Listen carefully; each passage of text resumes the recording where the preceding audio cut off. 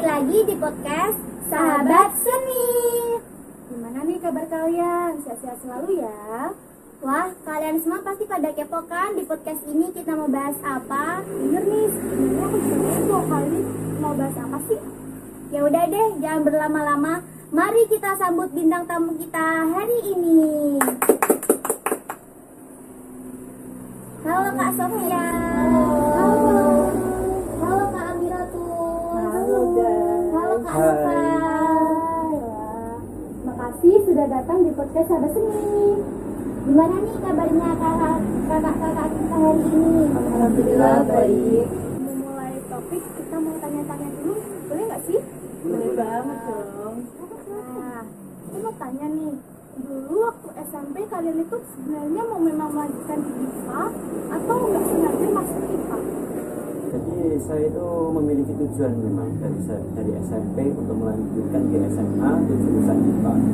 Untuk prospek kedepannya soalnya ada unsur-unsur IPA-nya. IPA itu asik juga. Ya, ada banget ya, apalagi kalau hitung-hitungan tuh asik banget, praktis juga. Kita terjun langsung kayak ke lapangan Iya. gitu, praktek, kayak seolah-olah kayak gimana ya, terjun langsung kayak kimia kan kita harus terjun langsung. Iya, fisika Sering-sering juga. praktikum itu yang kita senang dari IPA. Mungkin bayangan anak muda itu ke IPA tuh serem. Menurut kalian gimana? Iya, biasanya serem itu Iya. dari dulu memang yang membuat yang tidak tertarik itu ada sesuatu yang memiliki yang berkaitan dengan hitung-hitungan itu mungkin yang menjadi masalah. Apalagi matematika biasanya banyak yang gak suka kan ya. Saran nih kalau untuk adik-adik mungkin masalah itu harus dihadapi. Kalau kita lari dari permasalahan tidak akan menjadikan kita untuk berhasil. Teman-teman yang ada di rumah kayak bingung nih mau milih IPA atau IPS, kalian tekunkan aja kalian itu mau jurusan kemana. Nah dari situ kalian tuh harus lebih yakin, bener gak sih? IPA sama IPS itu sama-sama Sama-sama saja, cuman kalau IPA mungkin lebih banyak hitung-hitungan. Iya. Jadi kalian gak usah takut.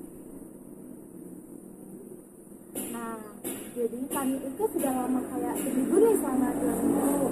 Jadi kali itu tuh cuma sekedar liburan atau sambil memikirkan gimana kelanjutannya? Kalau kita lebih mempersiapkan lagi ya, menjadi lebih baik lagi.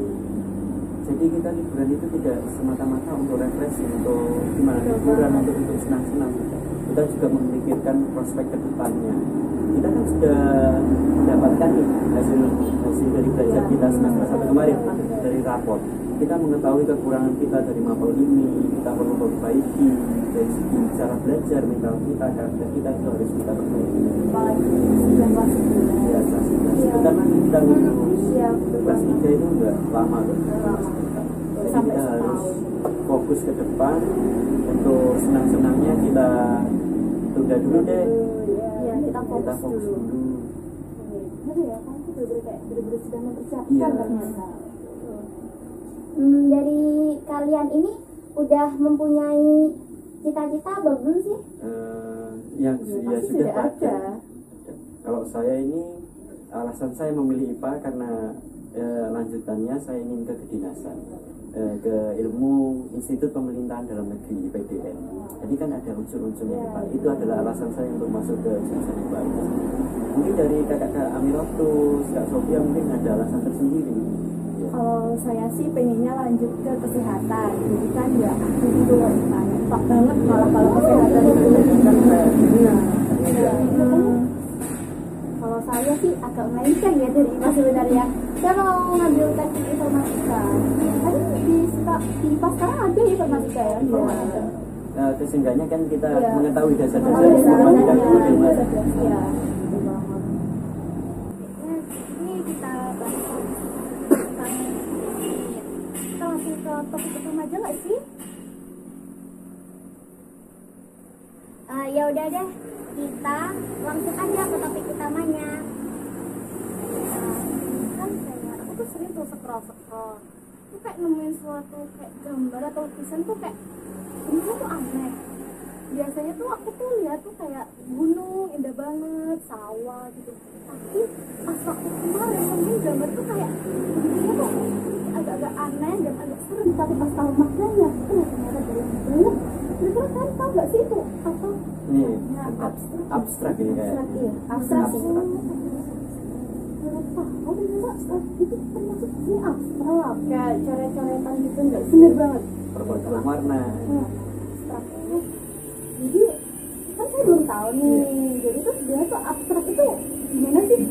Gini, secara pengertian seni rupa abstrak itu adalah seni kesenian yang kontemporer. Jadi tidak bisa menggambarkan objek-objek alam atau dunia real. Jadi tetapi seni abstrak ini dengan cara memadukan warna atau bentuk dengan secara non representasional atau tidak bisa dikenali. Jadi kita kalau melihat seni yang lain kan gambarnya gunung nih, ya kita langsung menyimpulkan wah ini gunung indah. Bukan, kalau ini abstrak. Abstrak itu kita harus lihat, kita visualisasikan dengan penglihatan kita di indera kita secara jelas. Ya, itu memunculkan gimana makna tersendiri bagi seorang penikmat Iya. abstrak. Itu dari kalau pengertian dari seni abstrak. Untuk secara ciri khasnya itu seperti apa sih? Ciri khasnya yaitu bentuk seninya tuh tidak mudah dikenali karena seni abstrak itu ya tidak memiliki wujud ataupun bentuk. Kan itu hanya perpaduan warna. Iya, benar banget. Dan coretan, warna-warna. Sama aku punya kemarin kayak gitu cuma coretan.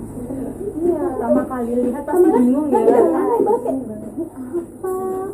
Kok ada di pos-posan gitu? Ya soalnya seorang apresiator itu memiliki daya tarik tersendiri, memiliki makna yang Bener, tersendiri. aku lihat ulang-ulang mana bagus ya.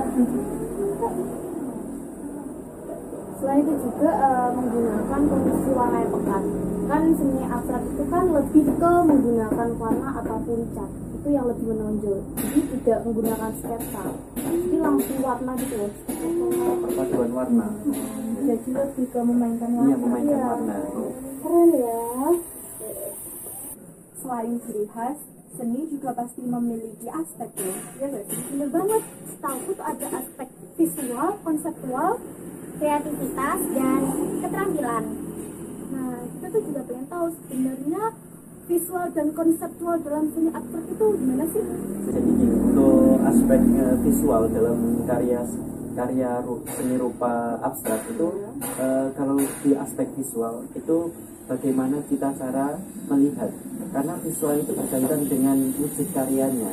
Kita menggambarkan dengan indera penglihatan kita. Jadi konsep visual itu bagaimana kita menikmati suatu karya itu dengan penglihatan kita, dengan indera penglihatan manusia itu. Konseptual Kalau aspek konseptual, jadi pada seni abstrak ini ditekankan untuk aspek konseptual ya. Karena aspek konseptual itu aspek yang berkaitan dengan gagasan, inspirasi sebuah karya ini bisa dibangun. Kan aspek konseptual abstrak ini meliputi ada 3. Yang pertama penetapan karya atau sumber inspirasi, bagaimana kita membuatnya. Yang kedua pemilihan media. Yang ketiga penetapan teknik yang akan kita kembangkan menjadi sebuah karya tersebut. Untuk aspek kreativitas dan keterampilan itu apa sih? ini tuh kreativitas sama keterampilan sih ya, itu hampir sama sebenarnya. Sama dan Cuman kalau kreativitas itu lebih ke menggunakan ide pikiran kita untuk apa itu menghasilkan gagasan yang baru gitu. Kalau keterampilan kan lebih mengubah atau menciptakan sesuatu itu menjadi lebih memiliki nilai estetik. Selain aspek-aspek ini kan ada aspek visual, konseptual, kreativitas, sama keterampilan. Jadi aspek tersebut juga ada tokoh-tokoh yang menjadikan suatu karya abstrak ini bisa berkembang di dunia. Di dalam negeri maupun di luar negeri pasti ada tokoh yang membuat karya abstrak ini bisa berkembang. Pastinya sih ada ya, banyak sekali. Contohnya di luar negeri itu ada Alexander Rosenko sama Lazar Linsky. Nah, mereka itu sama-sama mempopulerkan karya abstrak gitu loh, biar bisa populer di mana-mana gitu. Terus yang dalam negeri itu ada Avandi. Oh, Avandi matematika. Kualitas kecepatan kan? Nah, iya. Kan guys, bukan. Namanya sama bukan. loh ya. Sama Bukannya kita sama, iya sama banget malah namanya. Bentar. Itu kan karyanya yang di WK itu. Salah satunya juga itu karyanya. Wow, Karena Avandi itu memiliki julukan karya. wow. Nah selanjutnya tokoh dalam negeri itu ada Nasar. Ada yang tahu kan Nasar? Nasar ini seperti mati lampu. Kan Nasar penyanyi, seniman. Itu kan dari tokoh-tokoh ya. Mungkin dari salah satu tokoh mungkin ada yang menjadi pelopor pergerakan seni abstrak yang menjadikan berkembang seni abstrak itu pasti ada. Iya, yang menurut saya yang paling menarik itu Paul Jackson Pollock. Pasti asing kan dengernya? Belum. Belum sih, karena kan dia itu berasal dari luar. Nah, jadi sebelum beliau menjadi seniman, beliau itu terkenal pecandu narkoba. Dari seorang pecandu ke seorang Kayak itu. Nah, waktu dia pecandu narkoba, terus dia tuh merasa ada yang nggak beres gitu loh dalam dirinya. Akhirnya dia tuh pergi ke psikiater. Terus sama psikiaternya itu, Pollock itu divonis terkena bipolar. Tahu kan bipolar itu apa? Tahu. Kayak lebih ke imajinasi sama moodnya itu sering berubah. Nah, dokternya itu menyarankan kalau lagi kambuh atau gimana itu tuh melampiaskannya ke lukis gitu loh. Ya, mungkin kalau dialihkan gitu kan tidak ke sisi negatif, melainkan ke sisi positif ya. Nah, jadi bermula saat Pollock melukis, Pollock itu melukis di kanvas yang alasnya itu lantai loh guys. Kan biasanya kan ada tempatnya tersendiri untuk kan melukis. begini, Iya. sedangkan lantai kan tiduran gitu loh kanvasnya.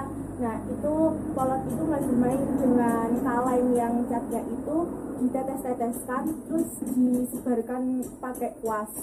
Terus habis itu dia melihat benda-benda di sekitarnya, dia itu mencoba. Nah, dari situlah ketidaksengajaan Pollock membuat karya abstrak. Terus habis itu meninggal akibat kecelakaan, guys. Karena pas dia nyetir itu dia minum alkohol. Mungkin menaruh alkohol itu. Iya, itu juga bahaya. Jadi kecelakaan gitu loh. Terus akhirnya Pollock itu tewas di tempat sama teman-temannya. Dan yang selamat itu cuma ibunya saja. Kira-kira si Pollock itu meninggalkan sesuatu kesan enggak? Oh ya, jadi sebelum Pollock itu meninggal, Pollock itu sempat mendirikan studio lukis sama istrinya. Dan sampai dan terus dilanjutkan sama istrinya gitu loh studio. Pernah mungkin dari seorang pelopor bergeraknya seni abstrak. Yang tadinya mabuk juga, Iya. si pemabuk. Ini suatu kisah yang menginspirasi kita. Banget. Agak-agak kayak apa ya namanya, menarik ya dari Iya. kita semua yang dari dia itu mengejar pola gitu kayak.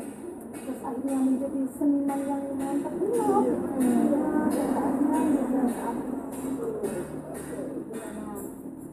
Sudah cukupkah kita bahas tentang seni abstrak kali ini?